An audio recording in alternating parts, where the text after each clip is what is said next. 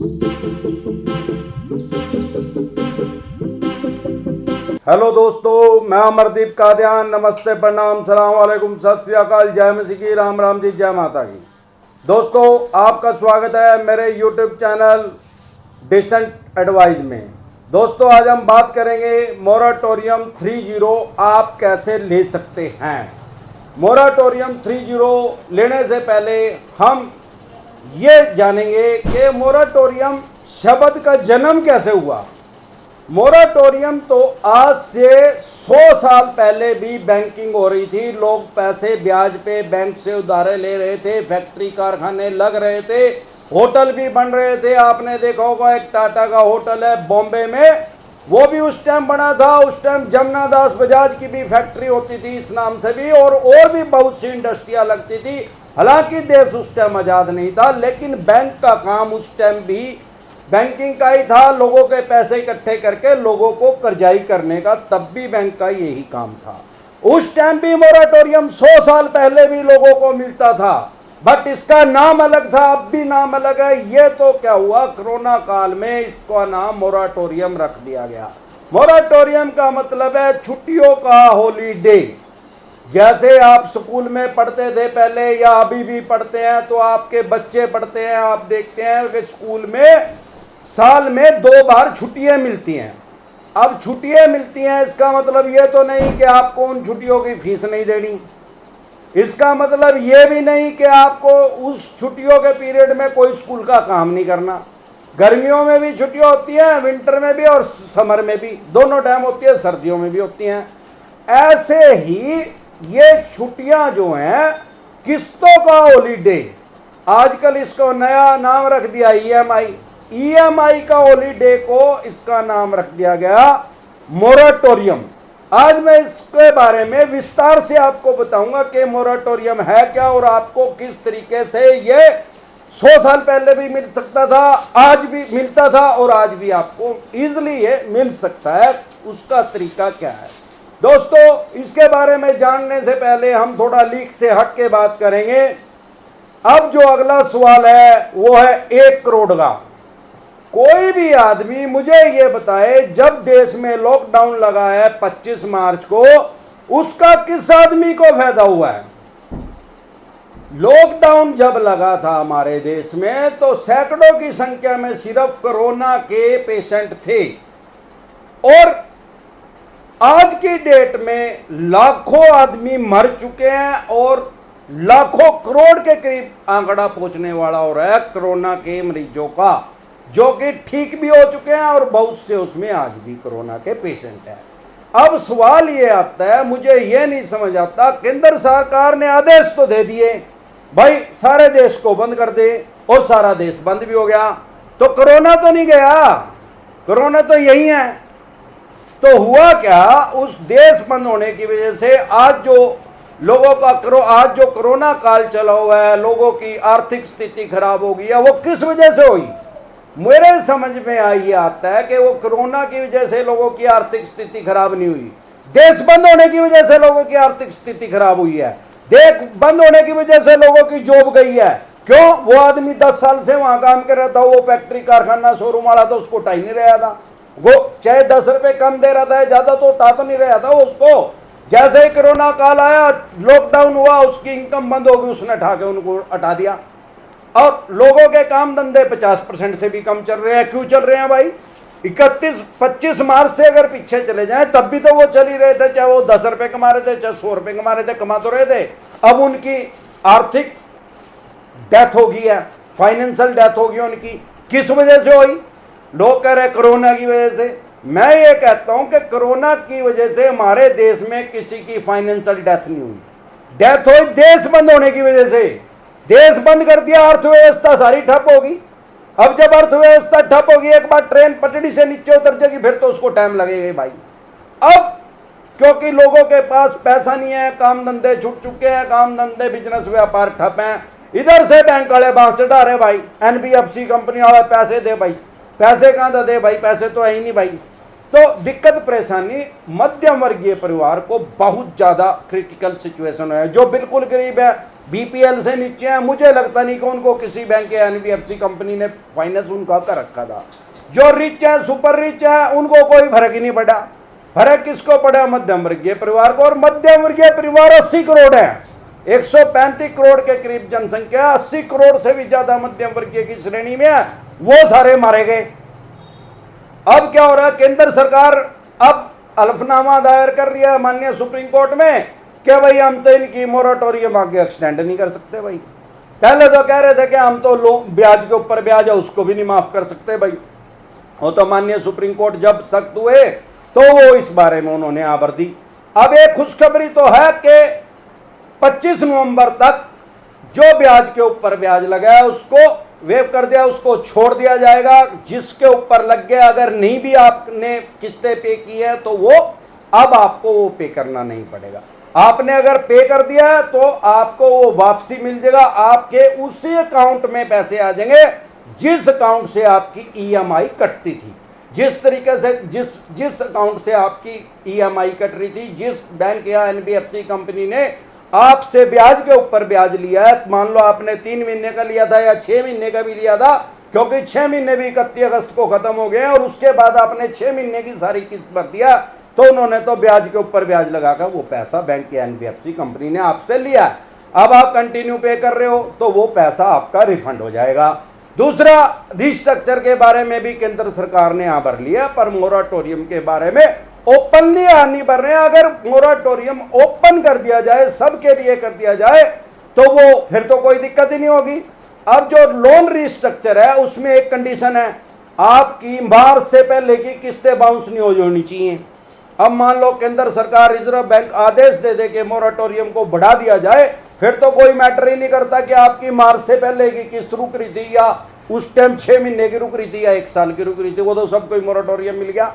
अब आते हैं हम दोबारा मोराटोरियम की बात पे। मोराटोरियम है क्या? मोराटोरियम मैंने पहले क्लियर कर दिया है कि ये तो छुट्टियां हैं, किस्तों की छुट्टियां, ईएमआई का हॉलीडे। अब ये काम कैसे करता है? अब ये लोन रिस्ट्रक्चर के साथ ही काम करता है। ये 100 साल पहले भी ऐसे ही काम कर रहा था और मेरे को लगता है 100 साल बाद भी ये ऐसे ही काम करता रहेगा। हम इसको सामान्य बोलचाल की भाषा में कहेंगे, भाई किस्तों की छुट्टी होगी। भाई छुट्टी इन दी सेंस स्कूल बंद नहीं होया, किस्तें बंद नहीं हुई, लेकिन वो होगी छुट्टी।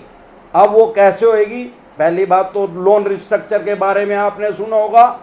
लोन रिस्ट्रक्चर के साथ ही आपको ईएमआई का हॉलीडे मिल सकता है।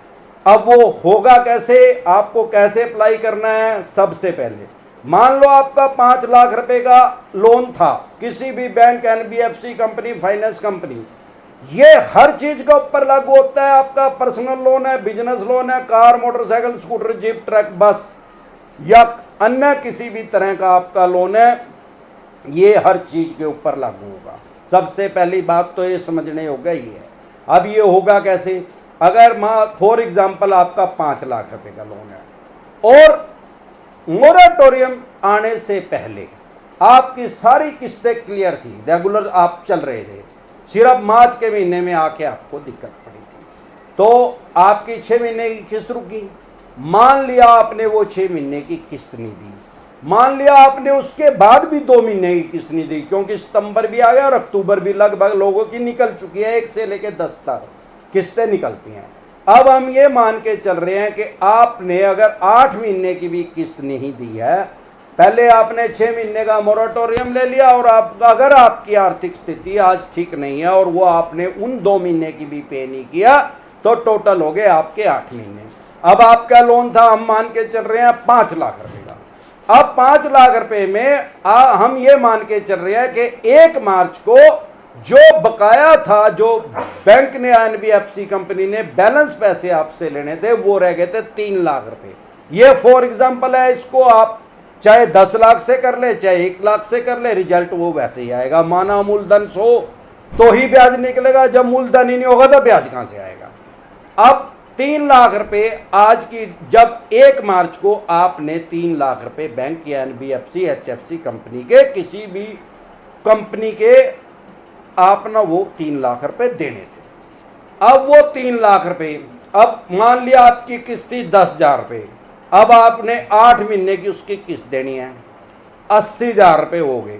अब क्योंकि ब्याज के ऊपर तो ब्याज माफ हो ही चुका है, वो तो 100% कन्फर्म है, क्योंकि केंद्र सरकार और RBI reserve bank of India आगे अपना एफिडेविट माननीय सुप्रीम कोर्ट में दे चुके हैं और वो ये मान चुके हैं कि भाई हम ये ब्याज के ऊपर ब्याज नहीं लेंगे। वो जो ब्याज के ऊपर ब्याज है उसको केंद्र सरकार, सेंट्रल गवर्नमेंट उसको वहन करेगी, वो उसका भुगतान करेगी। बैंक तो लेंगे, एनबीएफसी कंपनियां भी लेंगी, लेकिन वो आपके नाम का वो दे देंगे।